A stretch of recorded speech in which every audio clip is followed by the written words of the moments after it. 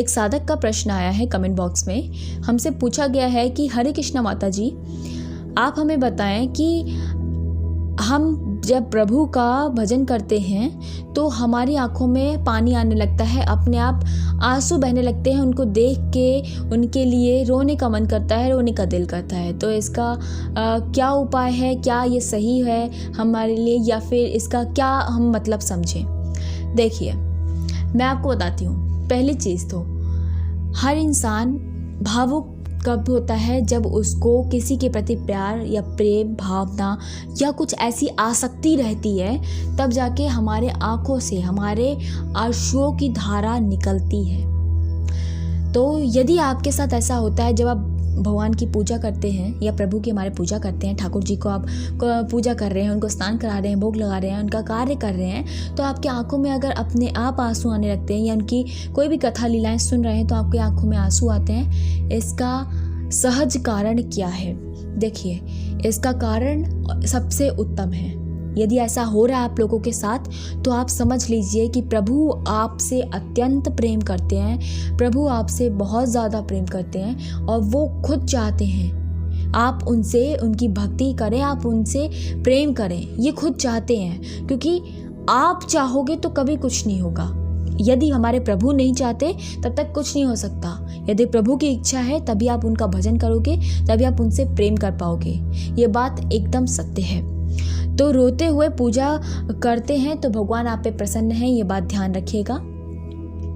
और दिए की ज्योत बढ़ जाए अपने आप। यदि ऐसा होता है आपके सामने कि आप जब पूजा कर रहे हैं तो आपने दिया जलाया हुआ है, दिए की ज्योत अपने आप बढ़ जाती है, तेज हो जाती है, तो आप समझ जाइएगा प्रभु बहुत प्रसन्न है, उनकी खुशी है, वो मुस्कुरा रहे हैं। ये दिए के रूप में बता रहे हैं, क्योंकि अग्नि नारायण कहा जाता है।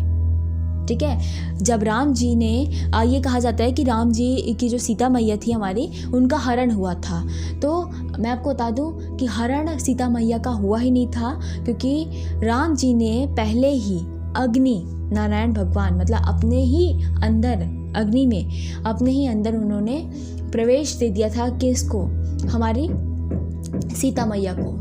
जब अग्नि में उन्होंने प्रवेश दे ही दिया था, अपने अंदर ही उन्होंने समा लिया था, तो रावण तो केवल उनके प्रतिबिंब का जो है हरण करके लेके गया था। वो सिर्फ उनकी परछाई थी, वो सिर्फ इनका प्रतिबिंब था। क्योंकि आप सभी को पता है कि सीता मैया एक कितनी पावन स्त्री हैं। सीता मैया हमारी बहुत पावन थी कि उनका हाथ भी अगर रावण लगाता तो वो भस्म हो जाता। ये बात एकदम सत्य है। क्या आपको लगता है कि रावण की जो है सामर्थ्यवान था रावण, कि वो हमारी सीता मैया को हाथ लगा के और खींच के ऐसे बैठा के लेके जा सकता था? नहीं, ये उनका प्रतिबिंब था जिसका वो हरण करके ले गया था, तभी वो ले जा सका। और रावण खुद जानता था कि ये सीता मैया नहीं है, यदि ये सीता मैया होती तो वो उनका हरण नहीं कर पाता, वो खुद ही राख हो जाता। क्योंकि हमारी सीता मैया बहुत पवित्र हैं, वो एक व्रता नारी हैं, सीता रानी।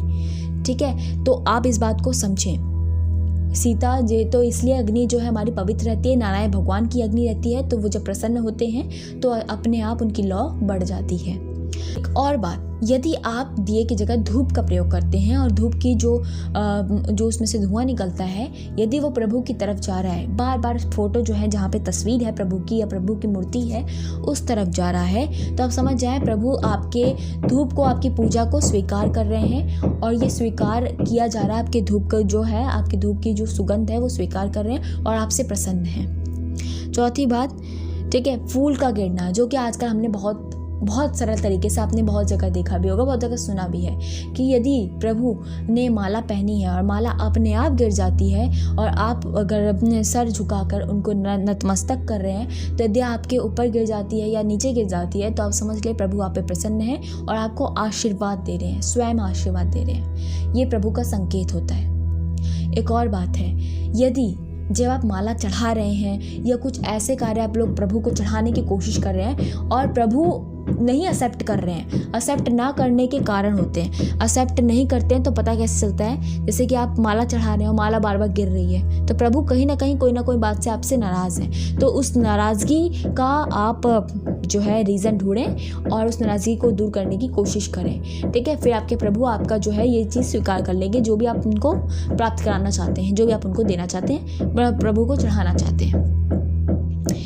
पूजा करते टाइम गाय का द्वार पर आना, ये क्या होता है? यदि आप पूजा कर रहे हो, गाय माता बाहर से अगर आवाज़ लगा रही हैं माँ माँ करके, तो आपको निकल के उनको पहले कार्य आपको ये करना है, आपके घर में जो भी हो, रोटी हो, फल है, केला है, जो भी आपके घर में रखा है, हरी सब्जियाँ रखी हैं, कोई बात नहीं, आप उनको कुछ भी सेवन कराएं, लेकिन करा दें, क्योंकि वो गौ माता नहीं आई है, गाय नहीं आई आपके घर में, गौ माता नहीं है, वो साक्षात आपके घर में प्रभु का वासा है। ठीक है, तो प्रभु आपके घर में आए हैं गाय के रूप में, आप उनको भोजन कराएं। आप कहोगे कि यदि उनके अलावा कोई और आता है, कोई भी अगर ऐसा प्राणी या फिर कोई भी संत या फिर कोई भी आपके घर में कुत्ता वगैरह है, तो आप उनको भी भोजन या कुछ भी उनका पहले करें, क्योंकि प्रभु सब में व्याप्त करते हैं, ये चीज़ हमें समझ के चलनी है। ठीक है, इस चीज़ का ध्यान रखें। और एक और बात है, क्योंकि प्रभु सबके हृदय में विराजमान रहते हैं।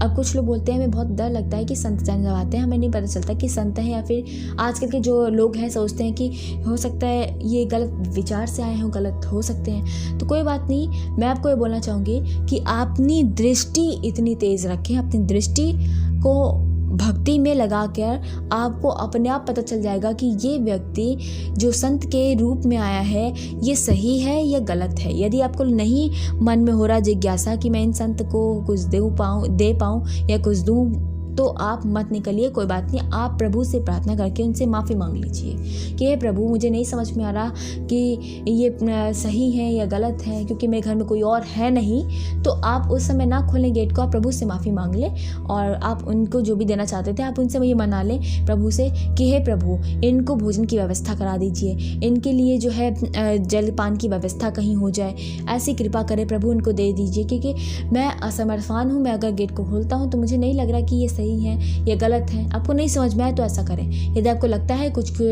हमारे संतों के मुख पर ऑलरेडी तेज होता है और समझ में आता है कि ये संत है, ये असली संत है, तो आप निकल के उनकी सेवा करें, चाहे उनको खाने को दे दें कुछ, या उनकी कोई मदद कर दें। ठीक है, तो पैसा भी आपको ध्यान से देना पड़ेगा। मैं इसके बारे में आपको अगली वीडियो से आगे आने वाली वीडियो से बताऊंगी कि पैसा किसको देना चाहिए, समझ के देना चाहिए, सबको नहीं देना चाहिए, अपने धन को। ठीक है, तो मैं इसके बारे में अगली वीडियो में चर्चा करूंगी। तब तक के लिए राधे राधे सभी मित्रों को। धन्यवाद आप सभी लोग का मेरी बातों को सुनने के लिए, और इन बातों का पालन करें, तभी ये बातें आपके जीवन में उतरेंगी।